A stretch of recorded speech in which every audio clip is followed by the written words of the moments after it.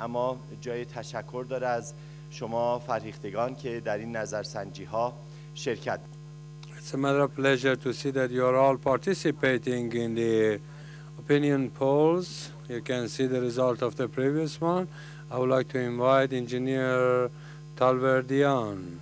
He would like to present a few points about the educational workshop, and then we would start the afternoon session.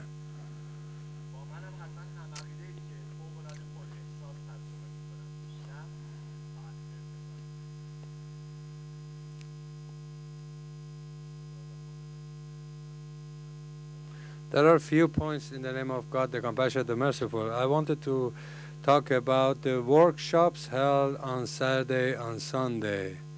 World Management Forum has got a number of speakers that are speaking at least for, just speaking for half an hour, but in here some are asking to increase the length of the speech. However, we have sufficed it to the number of 10. Fortunately, all 10 invitees are in here. 4 of them who are well known in the world, we have requested to set up workshops for us to go in detail. Bob Urichuk and Sandra Ford, that they have their own special workshop on Saturday. Bob Urichuk and Sandra Ford. That of course we don't have repetition of the same talks. There is only issues of sales and negotiation.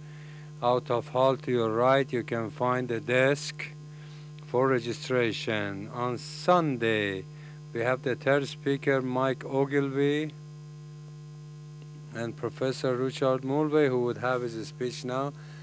On Sunday, he would speak about profit system and pricing. That also being held in Wellenjag. And their certificate would be presented. It's only 130,000 to month, which is absolutely nothing. Bob Urichuk stands first in opinion poll with 180 excellent. Mr. Sandra Ford second, and Mr. Ogilvy, that I have given him excellent, he stands third.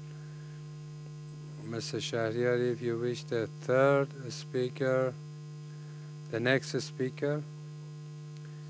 Bob Urichuk has got 2 original CDs, each one of them costing $30. He has got all the slides, all his articles. And since we are all developing, we are in a developing countries, the whole package is ready for a price of $20 or $30. The pack of Richard Mulvey, you have got 15 volumes of books, and those 15 volumes of book come to $400. There are 5 original DVDs in that package. That is at least $200, but the whole package is offered to you for $40. I would like to thank you and welcome you to listen to the next speaker.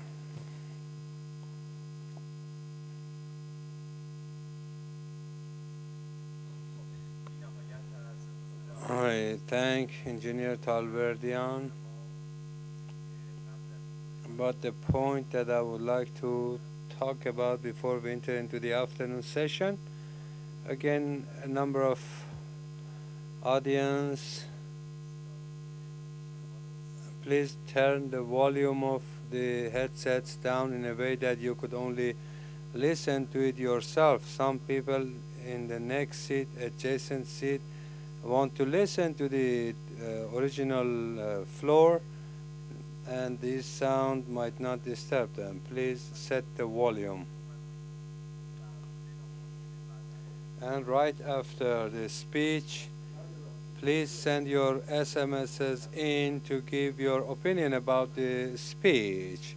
And today's program, we shall have the opinion poll result presented at the end of the day. Our next speaker, the title is Profit for Negotiation for Profit. It's an attractive title for sales managers and marketing managers. He's a professor of Wits University, Pretoria University in South Africa.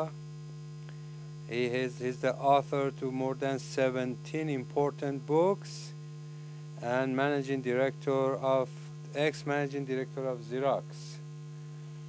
I invite Professor Richard Mulvey. Please do come.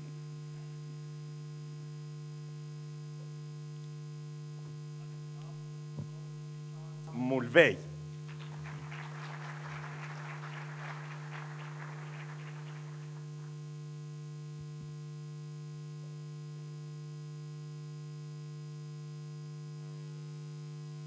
Salam.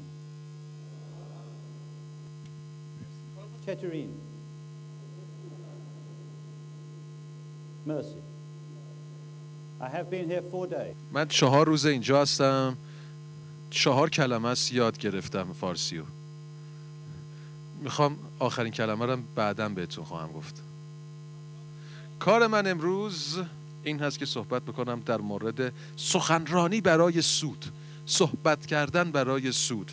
چالش امروز این هستش که پیامت رو به گونه‌ای ارائه بکنی که سودآور باشه، نه تنها برای تو بلکه حتی برای اون کسی که پیام تو رو میشنوه. امروز چالشش در واقع تنوعی از مسائل مختلف هست، اما اول از همه من کاملا آگاه هستم که شما ناهار خوردید الان و زمان چالش انگیزی رو به من دادن برای سخنرانی.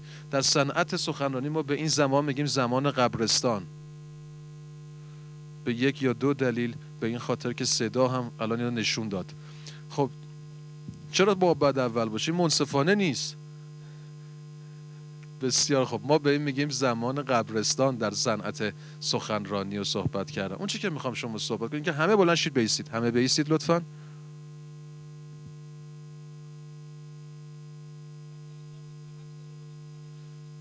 یه تست هوشمندانه میخوام از شما بگیرم، ببینم شما چقدر هوشمند هستید. لطفاً دستاتونتون این گونه نگه دارید. منتها انگشتانتون رو به این شکل بگیرید، انگشتا دور از شما به این شکل. اونا که اون عقب نشستن هم بلندشن بیستن. بسیار خوب، چشمانتون رو ببندید، چشمانتون رو ببندید لطفاً. و الان با چشمان بسته انگشتانتون رو با هم لمس کنید، انگشتانتون رو با هم بزنید، با هم لمس بکنید انگشتانتون رو. بسیار خوب. برای بعضی از شما فکر کنم خیلی سخته. همچنان ایستاده باشید، همچنان ایستاده باشید. این گونه بگم، چشمانتون رو باز کنید، چشمانتون رو باز کنید. حالا انگشتانتون رو به هم بزنید، انگشتانتون رو ماساژ بدید. بعضی از شما هنوز مشکل دارید تو این مسئله. باز دستانتون رو این بار باز کنید. همه دستاشون بازه؟ همه دستا بازه؟ بسیار خوب. دستانتون رو حالا این گونه لمس بکنید، دستا رو این شکلی بکنید. خیلی بهتر شد. باز دوباره این کار رو انجام بدید. بیارید باز کنار هم و باز سریعتر سریعتر سریعتر. آهان، انرژی رو بیارید بالا. سریعتر سریعتر سریعتر تا میتونید. بسیار خوب، مرسی، بسیار عالی، عالی، بسیار خوب. حالا لطفاً بنشینید.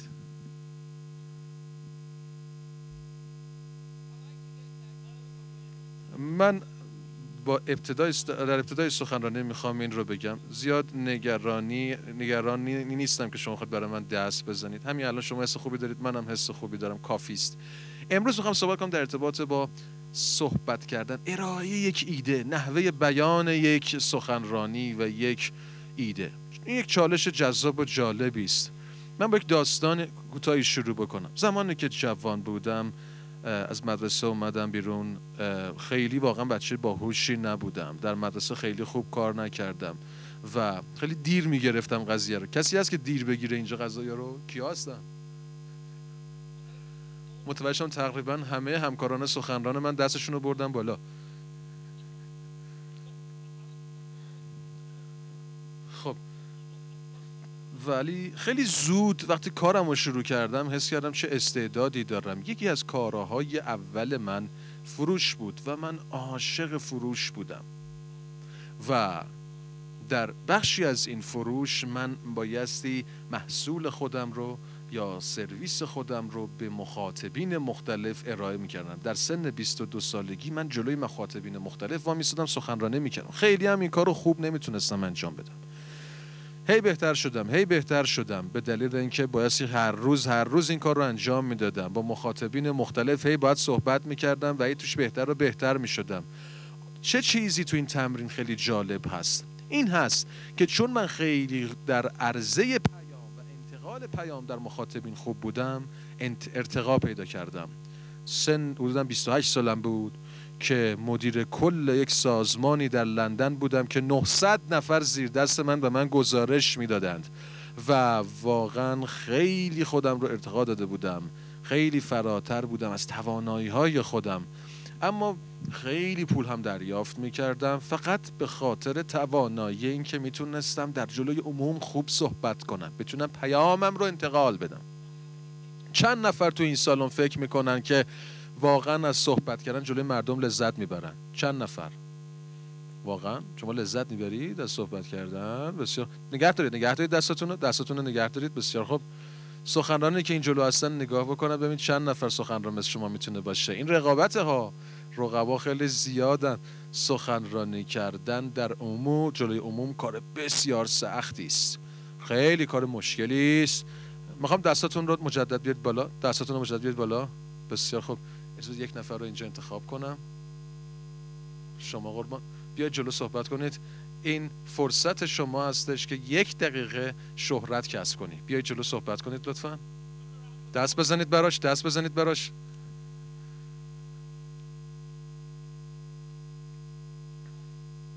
یک دقیقه وقت داری. این مخاطبین تو هستن. از یه جایی شروع می‌کردیم و آرزوهایی رو برای بزرگترامون عنوان می‌کردیم. من اون BMW رو می‌خوام، من اون بنز آخرین مدل رو می‌خوام. یواش یواش همون بزرگ شدیم تا به جایی رسیدیم که دیگه فراموش کردیم که من اون BMW رو می‌خوام، من اون بنز آخرین مدل رو می‌خوام. امروز در جایی نشستیم که وقتی یه بنز آخرین مدل میاد از جلومون رد میشه، به بچه‌مون، به حالا اون کسی که همراهمونه، بابا من این بنز رو می‌خوام، بابا من این BMW رو می‌خوام. بچه بشین، حالا وقتش نیست. ما هممون آرزوهامون رو فراموش کردیم.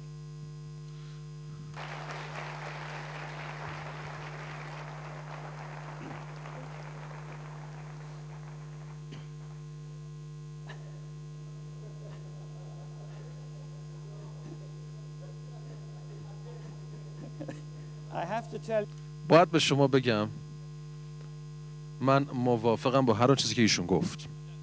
نمیدونم ولی چی گفت، ولی قطعا درست میگه. و این توانایی در همون ابتدا که بیا این جلو واسطی و پیامی رو انتقال بدی به 400-500 نفر بسیار مؤثر است. من معتقدم که پیامی که شما خیلی خوب و جذاب ارائه کرد و دستم براش زدن و البته ایشون براش دست زده شد و این خیلی خیلی خوب هست. اما همچنین این یکی از تکنیک هایی است، یکی از مهارت هایی است که شما براتون میتونه پول بسیار زیادی رو در سالهای آینده بیاره. این میتونه شما رو در یک سمتی مثل سمت من قرار بده، در سمتی که فراتر از توانایی های من حتی میتونست باشه. این چیزی که شما میدانید دوستان مهم نیست. این که شما چگونه ارتباط برقرار میکنید در ارتباط با آنچه که میدانید که تفاوت ایجاد میکنند. سخنرانی کوتاه من امروز اینجا در ارتباط فقط با همون یک مسئله است و اون اینه که ما چگونه میتوانیم بهبود بدیم نحوه ارتباط اون چرا که میدانیم. و من سخنرانی خودم رو به 2 قسمت مختلف تقسیم کردم. اول نگاه میکنیم به آماده سازی، preparation. در ادامه من صحبت خواهم کرد در ارتباط با سخنرانی در زمان آن، در یک لحظه، بدون که آمادگی داشته باشی. البته آماده سازی خیلی مهمه. و بعد صحبت خواهم کرد در مورد عرضه، و انتقال یک پیام بعد از امروز. بسیار خوب. چند تا نکته رو بایستی ملاحظه بکنیم. اولین سوالی که بایستی پرسیده بشه اینه که ما اینجا واقعا صحبت کردیم در ارتباط با فروش و سخنرانی فروش. این چیزیست که من عاشقش هستم و خیلی هم خوب این کار انجام میدم. ما صحبت کنیم در مورد مذاکرات فروش و سخنرانی فروش. اغلب ما با 2 گزینه و 2 راه برای انتقال پیام در برابر مشتری باش مواجه هستیم. یکیش پروپوزال، ارائه توصیه‌نامه است. دومیش کوتیشن، اون فاکتوری که شما میفرستید. من مشکل خیلی جدی رو با این کوتیشن ها دارم. کوتیشن های معمولی همچین شکلی دارن، یک سری ویژگی های جسم رو داره، مثلا شکلش، طراحیش، بسته بندیش، نحوه عرضش، اینها اسپسیفیکیشن ویژگی هاشن و بعد به دنبال اون قیمته. این چیزی است که مشتری بهش میپردازه، در واقع به مشتری میگیم این قیمتش هست و بعد از اون مرحله عرضه هست، مرحله توزیع هست و بعد بحث شرایط هستش و بعد در پایان یک کوتش استعلام معمولی ما این جمله رو داریم که این قیمت تا 30 روز آینده معتبر است. خب من 4 روزه که به ایران اومدم، این سوالو هنوز نپرسیدم ولی میخوام بدم جوابش چیست. آیا اینجا هم همین شرایط رو دارید؟ دستتون رو بیارید بالا اگر یه همچین شرایطی دارید و آشنا هستید با این شیوه. خواهم یه ایده‌ای داشته باشم. بسیار خوب. خب این شیوه است که ما معمولا قیمت رو به مشتری انتقال میدیم. من واقعا با این مسئله مشکل دارم. آیا کسی هست که در واقع مشکل این قضیه چیست؟ مشکل این گونه استعلامات چیست؟ کسی ایده‌ای داره؟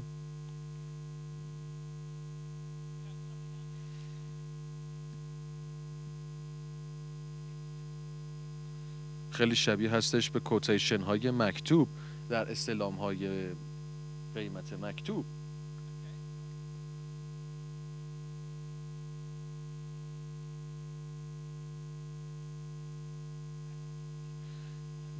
تقریبا درست میگی. هدف مخالفت اصلی من با این مسئله این هستش که نکات باب رو که امروز صبح مطرح کرد و این شرایط نداره. این در مورد شما نیست، اهمیت در مورد محصول شما و شما نیست، در مورد مشتری شماست و این شیوه اشتباهه. کوتیشن یا استعلام قیمت مثل این فقط تمرکزش روی شما و محصولتونه. این جواب نمیده. این به هیچ عنوان جواب نمیده. بهترین شیوه برای انتقال این مسئله با اینه که پروپوزال ارائه بشه. پروپوزال خیلی متفاوته. پروپوزال با چی شروع میشه؟ با اهداف مشتری. در ابتدای پروپوزال یا توصیه نامه، در ابتدای اون اصطلاح مکتوبی که شما می‌نویسید میگه آقای مشتری من مشکلات تو رو درک میکنم، این چیزی است که تو میخوای اینجا به دست بیاری و من تحقیق کردم، کار کردم با تو، گوش کردم به اون چی که میخوای بگی و درکت میکنم، میدونم مشکل تو این هست. پس در همان ابتدا ما به مشتری میگیم که باهاش همدردی میکنیم. این یک مسئله. دو، در پروپوزال توصیه نامه ما خواهد اومد آقای مشتری من مشکل تو رو میدانم، ما به این شیوه مشکل تو رو حل خواهیم کرد. شما مشکل داری، من راه حل دارم، مشکل رو حل کنیم. مسئله بعدی که باید ارائه بشه خلاصه منافع اضافی. نه تنها ما میتونیم این مشکلات رو این گونه برات حل کنیم آقای مشتری، بلکه همچنین میتونیم این موضوعات دیگر رو هم برات حل کنیم. نه اینجا شما جمله میکنید، شما این جمله رو میبینید، من میگم یک سری مزایای اضافی، ویژگی های اضافی، منافع اضافی رو هم به مشتری نشون میدیم. این چیزی است که مشتری نیاز داره، نه ویژگی های معمولی که خودش میبینه، ویژگی های اضافه تر. پس خلاصه ای از منافع اضافی رو هم به اشاره میکنیم و بعد قیمت رو. ما قیمت رو هیچ وقت تو استعلامات نمی نویسیم، چرا که ما به صورت پیچیدگی های مالی این رو می نویسیم. نه تنها میگیم که مشتری چه سرمایه گذاری بایستی بکنه، بلکه همچنین میگیم که چه منفعتی براش خواهد داشت، چه سودی خواهد داشت، چگونه سود او افزایش پیدا خواهد کرد از طریق راه حل های ما در مورد پیچیدگی های مالی. و بعد در نهایت اطلاعات اضافی رو می نویسیم. شما به این طریق بایستی مشتری رو جذب کنی وقتی میخوای محصول و خدمات تو ارائه بدی، نه اینکه اون جلو اول کار بیا این قیمت و مسائل مالی رو ارائه بدی یا اطلاعات از خودت ارائه بدی. نه، وقتی پیامی رو میخوای انتقال بدی بعد این گونه فکر بکنی، این چارچوبش هست، بعد مطمئن بشی که چالش ها رو درک میکنی. بسیار خوب. چرا ما بایستی پروپوزال ارائه بدیم؟ چرا فکس نکنیم؟ کسی ایده ای داره؟ چرا ما باید پروپوزال و توصیه نامه ارائه بدیم؟ سریع بگید.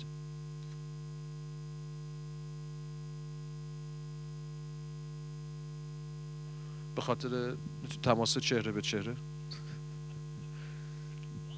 اگر شما میخواید برنده باشید باید در واقع در جذبش بکنید. من وقتی با بعضی شرکت ها کار میکنم واقعا تعجب میکنم. میلیون ها دلار رو، البته میلیون دلاری که آقای سندرو اینجا مطرح میکرد من صحبت نمی کنم، من میلیون دلار واقعی رو منظورم هست. البته شما میدونید که اونایی که میدونید که میلیون دلار هستش. نمیدونستید؟ اونایی که بردن که میدونستن این قلابیست. این آقا خیلی آدم پولداری هستش. بسیار خوب. اگه شما بخواید برنده باشید بایستی جذبش بکنید اون طرف رو. take it in، بیاریدش داخل. من متعجب میشم بعضی شرکت ها رو میبینم پیشنهادات قیمتی چند میلیون دلاری رو میفرستن و مشتری رو از دست میدن. این گونه نموداری رو خدمتتون نشون بدم. این در واقع نحوه به یاد سپردن اطلاعات هست. شما 3 خط رو اینجا میبینی. یکی ارغوانیه هست که سخنرانی است، زرده تصاویر هست و اون یکی در عبارات و کلمات هست. اونایی که با کامپیوتر کار میکنن، من سخنرانی خودم رو تغییر دادم و در کامپیوتر اینجا قرار دادم و سخنرانیم رو یه مقدار هم تغییرش دادم. عباراتی که من به زبان انگلیسی توی این کامپیوتر تایپ میکردم توی تصویر و روی به صورت عربیک تایپ میشد. جالب بود. نمیدونم که حالا داشت ترجمه میشد یا اینکه من داشتم اشتباه اینو تایپ میکردم. به هر حال فکر میکنم که بالاخره به یه طریقی درستش کردم و برگشت به این دیدم. به هر حال بعد از 3 سال اگه شما پروپوزالی رو داره ارائه میدی، مشاهده میکنی 85% از آنچه که ارائه کردی به یاد سپرده میشه. 72% تصویر هست که به یاد سپرده میشه و 17% کلمات هست. اما بعد از 3 روز بیشتر تصمیمات اتخاذ نمیشه. اتخاذ میشه بیشتر تصمیمات یه مقدار زمان بیشتری طول میکشه. بعد از 3 روز اگر شما ایده ای رو ارائه بکنی، مشکل 65% از آنچه که ارائه کردی به یاد سپرده شده. اما اگر چنانچه بروشور به مشتری بدی، فقط 20% از اطلاعات به یاد مشتری میمونه. و البته اگر چنانچه فقط کلمات استفاده کنید 10% ما 10% حفظ میشه. اگه واقعا میخوای پیامت در ذهن مشتری بمونه، take it in، بیارش در داخل خوده. چگونه این کار رو انجام میدیم؟ اولین سوال، ما به چه کسی داریم سخنرانی میکنیم و صحبت میکنیم؟ در برابر کی داریم صحبت میکنیم؟ کسی نظری داره؟ بله، سوال خیلی ساده ای رو پرسیدم. من قول دادم که هرگز سوال سخت از شما نپرسم امروز بعد از ظهر. بسیار خوب، متوجه شدید؟ درست ترجمه شد؟ بسیار خوب. اولین چیزی که شما بهش فکر میکنید در واقع جواب درست خواهد بود. سوالات من آسونه. تصمیم گیر. ما با یک تصمیم گیر میخوایم صحبت بکنیم. شما باید مطمئن بشید که با شخص تصمیم گیر صحبت میکنید. میبینی تمام وقت رو گذاشتی صحبت کردی، بعد از 1 ساعت میگی چه نظری داری؟ میگه خب خیلی توضیحات خوبی دادی، من با رئیسم صحبت کنم، انتقال بدم صحبت رو به رئیسم. تصمیم گیره که تو میخوای وقتتو براش بذاری و تحت تأثیر پیامت خودت قرار بدی. سوال بعدی، چه زمانی بایستی صحبت بکنی یا مذاکره بکنی؟ سوال فوق‌العاده جذابی است. چه زمانی؟ من با شما نموداری رو میخوام در میان بگذارم. این نمودار نشون دهنده در واقع زمان متوسط توجه یک انسان معمولی در یک روز معمولی است. این نمودار بر اساس تحقیقات این گونه نشون داده شده. در روز متوسط، در یک شخص متوسط، در ابتدا وقتی صبح از خواب بیدار میشید خیلی متوجه هستید، قهوه میخورید، ساعت 9 شب تقریبا دیگه اون شخص متوسط 9 صبح خیلی وضعیت خوبه، خیلی شارپه. 10-11 همچنان خوبه. 11:30 صبح که میشه منتظر ناهاره. ساعت 12-12:30 میزان توجه یک شخص متوسط رو بر اساس تحقیقات ما میبینید تقریبا 1 ظهر به اینجا رسیده. ما به اینجا میگیم چاله. این پایین ترین وضعیت روز است. این الان حالتی است که شما دارید و منم اینو میتونم ببینم. نگران نباشید، درستش میکنم، مشکلی نیست، نگران نشید. من در ادامه میخوام نشون بدم که 2 چیز به شما خواهم گفت. یکیش رو در ابتدای سخنرانی میگفتم، نکته آخر مهم رو هم در انتهای صحبتام خواهم گفت. ما بقیش شاید براتون مهم نباشه. شوخی میکنم با شما. البته این مزایی بود که شاید تو فرهنگ شما جواب نداد. بسیار خوب. اون چه که اینجا اتفاق میفته این هستش که اگر شما ایده ای رو ارائه میدی به گروهی از افراد، این افراد خیلی بایستی توجه داشته باشن به حرف شما.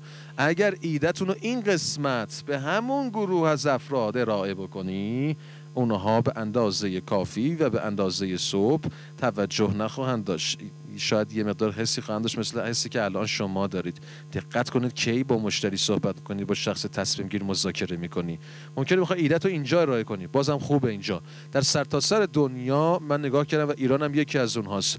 ما این مشکل رو دیدیم. 3 ساعت بریک اینجا میدیم که وجود داشت. چون اگه شما یک بریک 3 ساعت خوب اینجا داشته باشی، ما بقیه روز وضعیت بهتری خواهی داشت. وقتی من سخنرانی نمی‌کنم یا آموزش نمیدم، اینجا رو میخوابم. این قسمت رو همکارانم فکر میکنم پیر شدم و تنبلم، ولی در واقع اون چه که انجام میدم بر اساس تحقیقات علمی است و قدرتی است که ما بهش میگیم چرت قدرت. و این به اساس تحقیقات نشون داده شده که چقدر میزان توجه و یادگیری و پذیرش بالا میره وقتی یه استراحت کوچیک اینجا به وجود میاد. پس مطمئن بشید که پروپوزال شما و توصیه نامه شما در زمانی ارائه میشه که بیشترین توجه طرف مقابلت رو داشته باشی. اگر این کار رو بتونی انجام بدی، پیامت رو میتونی به صورت اقناع کننده انتقال بدی. بسیار عالی. سخنرانی ها همه خوب هست. بقیده من همه سخنرانی های خوب اول از همه یک شروع داره، یک میانه داره و بعد یک پایان داره. خب این رو شما میدونید، یک شروع، یک وسط و یک انتها. خب در این 3 قسمت ما باید مطمئن بشیم که اقدامات مختلفی رو در این انجام میدیم. زمانی که من 22 سالم بود که فکر میکنم 6-7 سال پیش بود،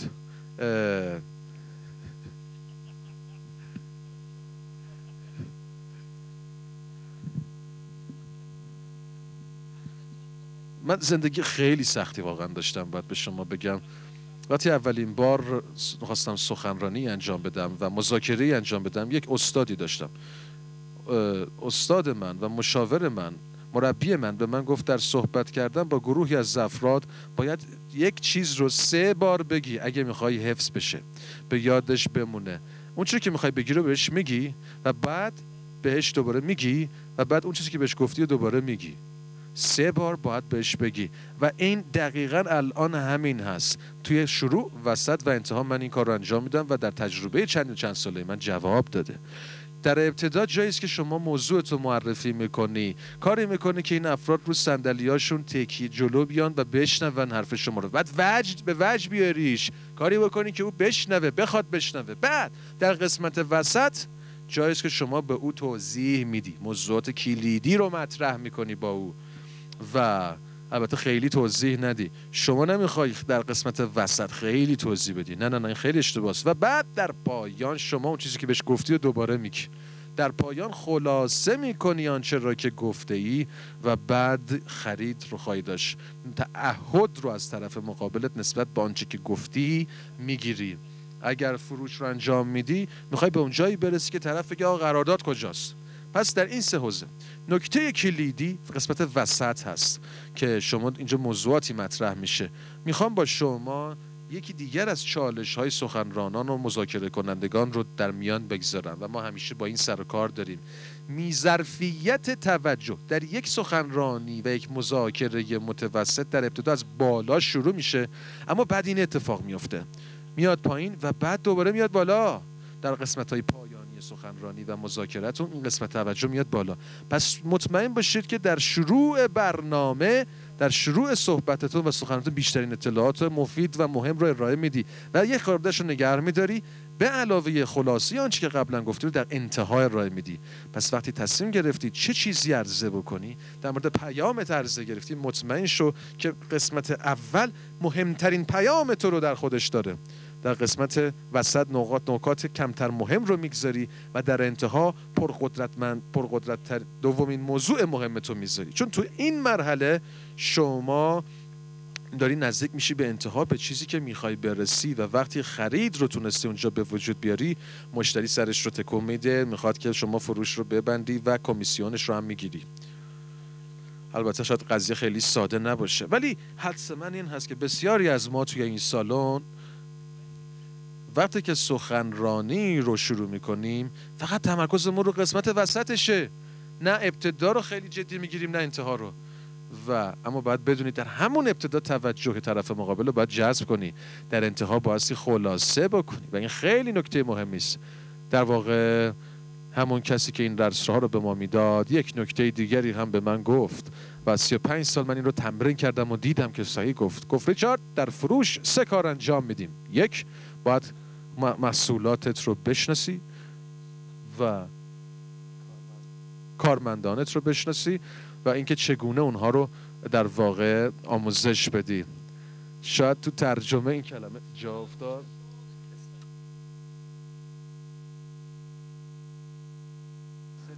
و 3 تا نیروی ایشون اشاره کردن که در واقع همون قرار دادن هستش در طرف مقابل موضوع